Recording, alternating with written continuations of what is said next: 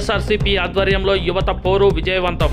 భారీగా తరలివచ్చిన విద్యార్థుల fee reimbursement బకాయిలను యువతకు నిరుద్యోగ భృతి వెంటనే చెల్లించాలి.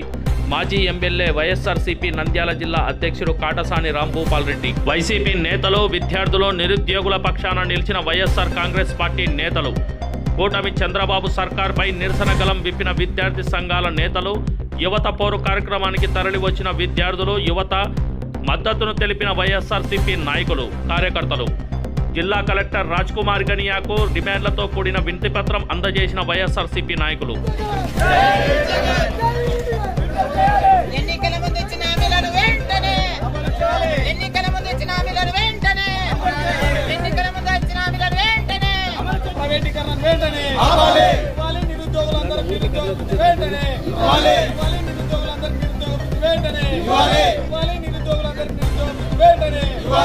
పోరుబాట నంద్యాల జిల్లాకు సంబంధించిన నా ఇన్ఛార్జీలు అయితేనేమి మా నాయకులు కలిసి ఈరోజు బనగానపల్లి నుంచి కాసాని బాబురెడ్డి గారు, ఆళ్ళగడ్డ నుంచి రంగుల నాని గారు, శ్రీశైలం నుంచి శిల్పా చక్రపాణి రెడ్డి గారు, నంద్యాల నుంచి రవిచంద్ర రెడ్డి గారు, నందికొట్కూరు నుంచి సుధీర్ గారు, వీళ్ళందరూ కూడా దాంతోపాటు 100 మంది కార్పొరేటర్లు, మున్సిపల్ చైర్మన్లు, వివిధ సంఘాలకు సంబంధించిన అధ్యక్షులు, నాయకులు అందరూ కూడా, కార్యకర్తలు, పెద్ద ఎత్తున యువతతో, యువతకు సంబంధించిన యువ నాయకులు, విద్యార్థి సంఘ నాయకులతో అందరితో కలిసి కూడా ఈరోజు యువత విద్యాపోరు ఈరోజు మనం కలెక్టర్ గారికి మెమరాండం ఇవ్వడానికి ర్యాలీతో వచ్చి ఈరోజు కలెక్టర్ గారికి మెమరాండం ఇవ్వడం జరిగింది. జగనన్న ప్రభుత్వంలో మన విద్యార్థులకు ఇచ్చిన డబ్బులు అయితే అమ్మఒడి కింద దగ్గర 5 సంవత్సరాలు 26,000 కోట్ల 67 లక్షల రూపాయలు జగనన్న కేవలం అమ్మఒడి కిందనే ఈ రాష్ట్రంలోనే తల్లిదండ్రులకు అందరికీ కూడా డబ్బులు ఇవ్వడం జరిగింది. జగనన్న విద్యా కానుక కింద 3,667 కోట్లు విద్యా కానుక కింద డబ్బులు ఇవ్వడం జరిగింది. జగనన్న గోరుముద్ద కింద 4,417 కోట్ల రూపాయలు ఇవ్వడం జరిగింది. పాఠశాల నాడు నేడు కింద ఫస్ట్ విడత 3,669 కోట్లు అయితే రెండో విడత 8,000 కోట్లు నాడు నేడు కింద స్కూల్ అన్ని స్కూళ్ళు ఏ ప్రైవేట్ స్కూల్లో కూడా తీసిపోకుండా గవర్నమెంట్ స్కూల్ ఉండాలనే ఉద్దేశంతోనే జగనన్న ఆ రోజు నాడు నేడు కింద వైఎస్ఆర్ సంపూర్ణ పోషణ కింద దగ్గర 6,688 కోట్ల రూపాయలు ఈరోజు జగనన్న ప్రభుత్వంలో ఇవ్వడం జరిగింది. దాంతోపాటు శానిటైజ్ నాప్కిన్స్ కోసం కూడా 32 కోట్లు ఇవ్వడం జరిగింది. డిజిటల్ విద్య ప్రోత్సహించడానికి కూడా 1,306 కోట్లు ఫస్ట్ విడత, రెండో విడత 838 కోట్లు ఇవ్వడం జరిగింది. జగనన్న విద్యా దీవెన కింద 11,901 కోటి మొత్తం రాష్ట్రంలో 5 సంవత్సరాలు ఇవ్వడం జరిగింది. జగనన్న వసతి దీవెన కింద 4,276 కోట్లు ఇవ్వడం జరిగింది. జగనన్న విద్యా దీవెన కింద విదేశీ విద్యా దీవెన కింద 107 కోట్లు డబ్బులు ఇవ్వడం జరిగింది. వైఎస్ఆర్ కళ్యాణ మస్తు, వైఎస్ఆర్ కోపా కింద 3,445 కోట్ల రూపాయలు కూడా డబ్బులు. అంటే మొత్తం జగనన్న పరిపాలనలో 5 సంవత్సరాల్లో ఈ విద్య కోసం, సంక్షేమ పథకాల కోసం, అంటే రైతు భరోసా ఇవన్నీ కాకుండా మనం కులవృత్తులకు ఇచ్చిన డబ్బులు అవన్నీ కాకుండానే మొత్తం 71,017 కోట్ల రూపాయలు జగనన్న ప్రభుత్వంలో ఇవ్వడం జరిగింది. అంటే మనం పోయినసారి ఎలక్షన్ల ముందర జగనన్న విద్యార్థులకు ఫీజు రియంబర్స్మెంట్ అయితేనేమి, వాళ్ళకు ఉండే బకాయిలు అవన్నీ కూడా ఫీజులు చేయాలనుకుంటే ఎలక్షన్ కమిషన్కు వాళ్ళు రిపోర్ట్ చేసి మొత్తం డబ్బులు రిలీజ్ కాకుండా మొత్తం విద్యార్థులందరినీ కూడా అన్యాయం చేసే విధంగా ఒకవేళ వాళ్ళు గవర్నమెంట్ వచ్చిన తర్వాత కూడా ఇవ్వకుండా కూడా ఇప్పుడు 5 క్వార్టర్ల డబ్బులు ఈ రోజు వరకు కూడా ఇవ్వని పరిస్థితి దగ్గర 4,000 కోట్ల రూపాయలు ఈరోజు ఈ రాష్ట్రంలో ఉండే పేద పిల్లలకు అందరికీ కూడా ఫీజు రియంబర్స్మెంట్ కింద డబ్బులు ఇవ్వాల్సిన అవసరం ఉంది. దాంతోపాటు నిరుద్యోగులకు అందరికీ కూడా మా తెలుగుదేశం గవర్నమెంట్ కూటమి గవర్నమెంట్ వస్తే మీకు అందరికీ కూడా 20 లక్షల ఉద్యోగాలు ఇస్తాం. 20 లక్షల ఉద్యోగాలు ఇవ్వకపోతే నెలకు 3,000 రూపాయల లెక్క మీకు నిరుద్యోగ వృత్తి ఇస్తామని చెప్పడం జరిగింది. అంటే ఒక్కసారి మొత్తం చూసుకుంటే సంవత్సరానికి 36,000 రూపాయలు. ఈ 2 సంవత్సరాలు చూసుకుంటే 72,000 ఈ రాష్ట్రంలో ఉండే నిరుద్యోగ యువతులకు అందరికీ కూడా పెండింగ్ పడిన పరిస్థితి. అంటే ప్రతి ఒక్కటి కూడా అన్నీ కూడా ఏదైతే జగన్మోహన్ రెడ్డి సంక్షేమ పథకాలు పెట్టారో అవన్నీ కూడా ఏది కూడా కేవలం ఒక పింఛను తప్ప ఏమి ఇవ్వని పరిస్థితి తెలుగుదేశం ప్రభుత్వం. లేడీస్కి అందరికీ కూడా ఉచిత బస్సు ప్రయాణం అని చెప్పడం ఈ రోజు వరకు దాని గురించి ఏం మాట్లాడని పరిస్థితి. విద్యా దీవెన అంటే ఎంతమంది ఆ రోజు జగనన్న ఒక్కరికి మాత్రమే డబ్బులు ఇస్తే వీళ్ళు కూటమి ప్రభుత్వం వాళ్ళు ఒక 2 ముందు అడుగులు వేసి మీకు ఇంట్లో ఎంతమంది చెప్పి నీకు 15,000 నీకు 15,000 నీకు 15,000 చెప్పడం ఇంతవరకు ఆ డబ్బులు. దాంతోపాటు ఈ మన లేడీ 18 సంవత్సరాలైనా 50 సంవత్సరాల మహిళలకు ప్రతి ఒక్కరికి కూడా నెలకు 1,500 ఇస్తామని చెప్పడం. ప్రతి ఒక్కరికి నీకు 18,000 నీకు 18,000 అని చెప్పడం అది కూడా మోసం చేయడం. అంటే దీని మీద అన్నిటి మీద కూడా ఖచ్చితంగా ఈ రాష్ట్రం నుండి ఎవరైతే అర్హత కలిగి ఉండి ఈ రాష్ట్ర ప్రభుత్వం నుంచి నష్టపోతున్న అటువంటి వాళ్ళకందరికీ కూడా చేయూతనివ్వడానికి వాళ్ళతో కూడా మేము తోడ్పాటు మా సపోర్ట్ మీకు ఎప్పుడు ఉంటుంది. వైఎస్ఆర్సీపీ పార్టీ మా నాయకుడు జగన్మోహన్ రెడ్డి ఎప్పుడు కూడా మీకు అండగా ఉంటాం. మీకు అన్ని విధాల మీకు మేము సపోర్ట్ చేస్తాము. మీకోసం మేము ఫైట్ చేయడానికి సిద్ధంగా ఉన్నామనే ఉద్దేశంతోనే ఈరోజు ఫీజు పోరుపాట ఈరోజు మనం ర్యాలీతో కలెక్టర్కి ఇవ్వడం. దాంతోపాటు జగనన్న ఉన్నప్పుడు 17 మెడికల్ కాలేజీలు శాంక్షన్ చేస్తే ఆ రోజు 5 మెడికల్ కాలేజీలు పూర్తి చేసి ఈరోజు కూడా కాలేజీలు రన్ అయ్యే పరిస్థితి. 12 కాలేజీలను ఓపెన్ చేయలేకుండా మొత్తం దానిలను ప్రైవేటీకరణ చేయాలా, దీనిని మొత్తం గవర్నమెంట్లో ఉండకూడదనే పరిస్థితిలో మనకు వచ్చిన 2,000 అంటే ఈరోజు ఈ రాష్ట్రంలో ఉండే పిల్లలకు అందరూ కూడా ఎంబీబీఎస్ అయ్యడానికి సంవత్సరానికి 2,500 మందికి అవకాశం ఉంటే మాకు ఎంబీబీఎస్ సీట్లు వద్దని చెప్పిన ఘనత తెలుగుదేశం ప్రభుత్వాన్ని. అంటే ఒక్కసారి యువత కానీ మొత్తం ప్రజలందరూ కూడా పేద ప్రజలందరూ కూడా తెలుసుకోవాలి. కేవలం మిమ్మల్ని మోసం వాటర్తో ఎలక్షన్ల ముందర కేవలం బూటక హామీలతో మిమ్మల్ని అందరినీ కూడా మభ్యపెట్టడం. కానీ ప్రజలు కూడా ఏమనుకున్నారంటే జగన్మోహన్ రెడ్డి ఇంత పథకాలు ఇచ్చినారు, వీళ్ళందరూ కూడా కూటమి బీజేపీ జనసేన చంద్రబాబు నాయుడు కలిసినారు, వీళ్ళకి అందరికీ కూడా అపార నమ్మకం ఉంది, వీళ్ళన్నీ చేస్తారని ఉద్దేశం. ఆయన ఏం చెప్తా వచ్చినాడు, మొత్తం నేను సంపద సృష్టిస్తాను, సంపద సృష్టించి మీకు అందరికీ ఇస్తాను. అంటే సంపద సృష్టించడం అంటే అప్పులు చేయడమేనా, సంపద సృష్టించడం అంటే ఈ విధంగా ప్రజలను మోసం చేయడమేనా అనేది ఒకసారి.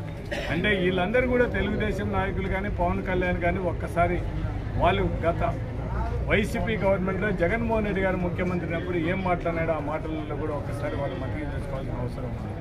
ఈ రాష్ట్రం శ్రీలంక అయిపోతుంది, మొత్తం అంతా కూడా అప్పుల పాలైపోతుంది రాష్ట్రం. మనం శ్రీలంక ఏ విధంగా అయితే ఈ రాష్ట్రం కూడా కానీ ఆ రోజు ఏదో జగన్మోహన్ రెడ్డి ఇచ్చే పథకాలకే శ్రీలంక అయిపోతుంది. మీరు ఇచ్చిన సూపర్ హామీలు సూపర్ 6లు అంటే కేవలం ప్రజలను మోసం చేయడానికి ఓట్ల కోసం మాత్రమే. మీరు ప్రజలు మోసం చేయడానికి ఓట్లు వేయించుకోవడం తప్ప మీరు ప్రజల మీద ఎటువంటి ప్రేమ లేదు, కేవలం ఓట్ల కోసం తప్ప. మీరు ప్రజలు మోసం చేసి ఓట్లు వేయించుకోవడానికి మీ సూపర్ 6లు ఇవన్నీ వచ్చినాయి. కాబట్టి ఈ రాష్ట్ర ప్రజలందరూ కూడా తెలుసుకోమని ఒకటే విజ్ఞప్తి చేస్తున్నాం. మీకోసం ఆనాడు దివంగత నేత రాజశేఖర రెడ్డి ఈ రాష్ట్రంలోని పేద పిల్లలందరూ కూడా మంచి చదువులు చదవాలనే ఉద్దేశంతోనే ఫీజు రియంబర్స్మెంట్ ఇచ్చిన ఘనత ఆనాటి దివంగత నేత రాజశేఖర రెడ్డి. మొత్తం అందరి పిల్లలు కూడా ఈరోజు ఇంజనీర్లు కానీ డాక్టర్లు కానీ ఇంకా పెద్ద చదువులు చదవడానికి అవకాశం ఇచ్చిన నాయకుడు రాజశేఖర రెడ్డి గారు. ఆయన పార్టీలోనే కొడుకు కూడా పిల్లలు, ఈ రాష్ట్రంలోని పిల్లలు చదువు కోసం వాళ్ళు ఇబ్బంది పడకూడదు, వాళ్ళు డబ్బులు లేక చదువు మధ్యాహ్నం ఆగిపోకూడదు అనేది జగనన్న విద్యా దీవెన, జగనన్న వసతి దీవెన ఇవన్నీ కూడా పెట్టడం జరిగింది.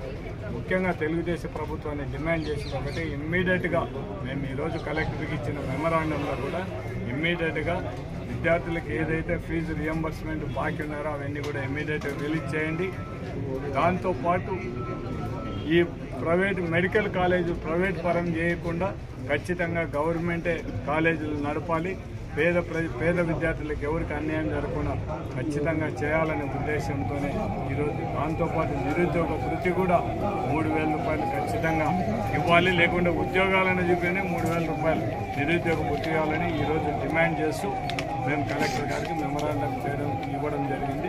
మా ఇన్ఛార్జీలు అయితే మా నంద్యాల పార్లమెంట్ రెడ్డి గారికి, అదేవిధంగా ఈ ప్రోగ్రాం సక్సెస్ చేయడానికి వచ్చిన మా నాయకులకు, కార్యకర్తలు, అన్ని మండలాల నుంచి వచ్చిన నాయకులకు, అదేవిధంగా ఈ ఏదైతే మన అనుబంధ సంస్థల అధ్యక్షులకు, యూత్ వింగ్ ఉండే వాళ్ళకు, ప్రెసిడెంట్కు, వాళ్ళందరూ కూడా యువతకు, విద్యార్థి సంఘాలు కూడా వాళ్ళు కూడా పెద్ద ఎత్తున వాళ్ళు తల్లి వచ్చి ఈరోజు ఈ ప్రోగ్రాం సక్సెస్ చేసినందుకు సహకరించిన ప్రతి ఒక్కరికి కూడా హృదయంగా తెలియజేస్తాం. అదేవిధంగా మీడియా వారికి కూడా మీకు అందరికీ కూడా మా హృదయపూర్వక తెలియజేస్తాం. 9 నెలల క్రితం జరిగినటువంటి ఎన్నికల్లో అబద్ధాల హామీలతోటి, మోసపూర్వకమైన వాగ్దానాలతోటి అధికారం చేపట్టినటువంటి కూటమి ప్రభుత్వం మహిళల్ని ఏ రకంగా అయితే మోసం చేసినారో, రైతన్నులు ఏ రకంగా అయితే మోసం చేసినారో, ఈరోజు విద్యార్థుల్ని కూడా అదే మాదిరిగా మోసం చేస్తూ కాలం గడుపుతూ పబ్బం గడుపుతున్నటువంటి పరిస్థితి. ఈరోజు జగన్మోహన్ రెడ్డి గారి హయాంలో విద్యా దీవెన, వసతి దీవెన అని చెప్పేసి ప్రతి త్రైమాసికానికై డబ్బులు వేస్తున్నటువంటి పరిస్థితి గత ప్రభుత్వంలో మీరు అందరూ కూడా చూశారు. మరి ఎలక్షన్లకి 3 నెలల ముందు, అంటే జనవరి నుంచి మార్చికి సంబంధించిన డబ్బులు ఏప్రిల్లో వెరిఫికేషన్ చేసి అనంతరం రిలీజ్ చేస్తామని చెప్తే ఎలక్షన్ కమిషన్కి ఫిర్యాదు చేసి మరి ఆపినటువంటి ఘనత ఆ రోజు కూటమి నాయకులు.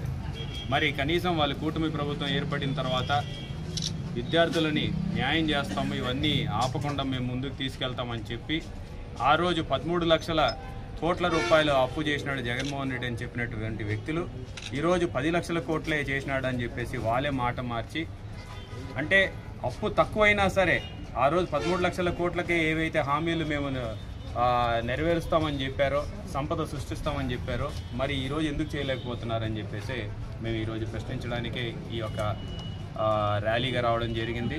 కలెక్టర్ గారికి మెమరాండం సమర్పించడం జరిగింది. మేము ఒకటే కోరుతున్నాం, విద్యార్థుల భవిష్యత్తుతోటి చెలగాటం ఆడొద్దు అని చెప్పేసి కోరుకుంటున్నాం. విద్యార్థులను ఈరోజు కాలేజ్ నుంచి వెనక్కి పంపించే పరిస్థితి వచ్చింది. విద్యార్థులు వాళ్ళు ఫీజు కట్టేనే మేము కాలేజీకి రండి, లేకపోతే వెనక్కి వెళ్ళిపోండి అని చెప్పేసి ఈరోజు యాజమాన్యాలు చెప్తున్నటువంటి పరిస్థితికైనా సరే మీరు దయచేసి ఆ పిల్లల భవిష్యత్తుని నాశనం చేయొద్దని చెప్పేసి ఈ కూటమి నాయకులందరినీ కూడా మేము కోరడం జరుగుతుంది. అలాగే తల్లులకి అందరికీ కూడా ఎంతమంది బిడ్డలు ఉంటే అంతమంది బిడ్డలకి మేము అమ్మఒడి ఇస్తామని చెప్పారు. ఇచ్చారా అని చెప్పేసి అడుగుతున్నాం. ప్రతి తల్లికి 15,000 రూపాయలు ఇస్తామని చెప్పారు. మరి ఇచ్చారా అని చెప్పేసి అడుగుతా ఉన్నాం. మరి అదే రకంగా నిరుద్యోగ భృతి ఇస్తామని చెప్పారు. రైతు ఆ రోజు నిరుద్యోగులందరికీ కూడా 3,000 రూపాయలు ఇస్తామని చెప్పేసి ప్రకటించారు. మరి ఈరోజు నిరుద్యోగులకి ఏమైనా ఉద్యోగాలు చూపించారా, లేకపోతే నిరుద్యోగ భృతి ఇచ్చారా అని చెప్పేసి కూడా అడుగుతా ఉన్నాం. 20 లక్షల ఉద్యోగాల్లో 4 లక్షల ఉద్యోగాలు వచ్చాయని చెప్పేసి నారా లోకేష్ గారు చెప్తూ ఉన్నారు. మరి నంద్యాల నియోజకవర్గంలో ఉన్నటువంటి యువకులందరిని అడుగుతున్నా, మీకేమన్నా ఒక్క ఉద్యోగం అన్నా వచ్చిందా అని చెప్పేసి అడుగుతున్నా. చివరాఖరికి వాలంటీర్లకి 10,000 అని చెప్పేసి ఆ 10,000ను కూడా లాక్కున్నటువంటి ఘనత ఈ కూటమి నాయకులని కూడా ఈ సందర్భంగా తెలియజేస్తున్నాం. మరి ఈరోజు కలెక్టర్ గారికి మెమరాండం సమర్పించడంతో పాటు గతంలో మనం హయాంలో ఉన్నప్పుడే మేము చేసినటువంటి కొన్ని పనుల గురించి కూడా కలెక్టర్ గారిని ఈరోజు రిక్వెస్ట్ చేయడం జరిగింది. ఎందుకంటే హౌసింగ్ శాంక్షన్ అయ్యి దాదాపు 4,500 మందికి ఇళ్ల పట్టాలు ఇచ్చిన తర్వాత 2,500 మందికి హౌసింగ్ శాంక్షన్ అయిన తర్వాత ఈరోజు వాళ్ళు ఇల్లులు కట్టుకుంటామంటే ఇల్లులు కట్టుకోనియకుండా ఈరోజు కూటమి నాయకులు అడ్డుపడుతున్నటువంటి పరిస్థితిని వారి దృష్టికి తీసుకెళ్ళాం.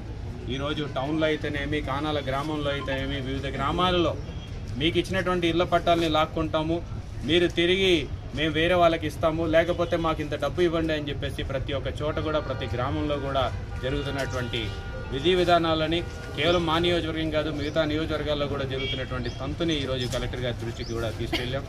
అలాగే ఏదైతే సమస్యలు ఉన్నాయో గతంలో వైఎస్ఆర్ నగర్ బ్రిడ్జికి సంబంధించినటువంటి కాంపెన్సేషన్ కూడా ఆ టైంలోనే ఇవ్వడం జరిగింది. CMFSలో అప్లోడ్ కూడా అయినాయి, టోకెన్ నెంబర్లు కూడా జారీ అయినాయి. అవి ఇప్పటివరకు కాంపెన్సేషన్ ఇవ్వలేదు. దాని మీద కూడా ఒకసారి కలెక్టర్ గారి దృష్టికి తీసుకెళ్ళాం. త్వరలోనే అది కూడా మేము పూర్తి చేస్తామని చెప్పేసి కూడా వారు హామీ ఇవ్వడం జరిగింది. అలాగే దౌలత్ ఖాన్ గారు గతంలో ఆర్మీ రిటైర్డ్ పర్సన్, ఆయన మున్సిపాలిటీలో చనిపోయినటువంటి ఘటన మీ అందరికీ కూడా గుర్తుంటుంది. మరి దౌలత్ ఖాన్ గారి మృతిని వారి కుటుంబాన్ని ఆదుకోవడానికి మున్సిపాలిటీ తరఫున కావాల్సినటువంటి రెజల్యూషన్, వాళ్ళ కుటుంబంలో ఒకరికి ఉద్యోగం ఇస్తామని చెప్పేసి ఆ రోజు మా తరఫున హామీ ఇవ్వడము, చైర్మన్ గారు ఎమ్మెల్సీ గారు వాళ్ళ ఇంటికి వెళ్ళి కూడా చెప్పడం చూశారు. మరి ఆ హామీని నెరవేర్చుకుంటూ మున్సిపాలిటీలో ఆల్రెడీ మా కౌన్సిలర్లు అందరూ కూడా తీర్మానం చేసి మున్సిపాలిటీ రెజల్యూషన్ కూడా పాస్ చేయడం జరిగింది. దాన్ని ఎలాగైనా సరే ఆ కుటుంబాన్ని ఆదుకోవాలి, వారికి ఒక ఉద్యోగం ఇప్పియాలని చెప్పేసి మేము కలెక్టర్ గారిని కూడా కోరడం జరిగింది. మరి ఈ రకంగా నంద్యాలకి సంబంధించినటువంటి విషయాల్లో, అలాగే కుందూరు నదికి సమీపంలో మనం ఏదైతే జగనన్న కాలనీ ఇచ్చామో, ఈరోజు కాలనీలో పేదలకు ఇచ్చిన ఇళ్ల పట్టాలలో ఉన్నటువంటి మట్టిని కూడా తవ్వుకొని ఈరోజు అమ్ముకుంటున్నటువంటి పరిస్థితి మనం చూస్తున్నాం. దాన్ని కూడా వారి దృష్టికి తీసుకెళ్ళాం. దీన్ని తీవ్రంగా పరిగణించాలి. ఎవరైతే అక్కడ మట్టి కొడుతున్నారో, ఎవరైతే అక్కడ మొత్తం మట్టిని తీసుకెళ్తున్నారో వాళ్ళ మీద కఠిన చర్యలు తీసుకోవాలని చెప్పేసి కలెక్టర్ గారి దృష్టికి కూడా తీసుకెళ్ళడం జరిగింది. మరి ఎవరైతే ఈ పని చేస్తున్నారో, పేదలకు ఇచ్చినటువంటి ఇళ్ల పట్టాల నుంచి మట్టి కొడుతున్నారో వాళ్ళని గట్టిగా శిక్షించాలని చెప్పేసి నేను ఈ సందర్భంగా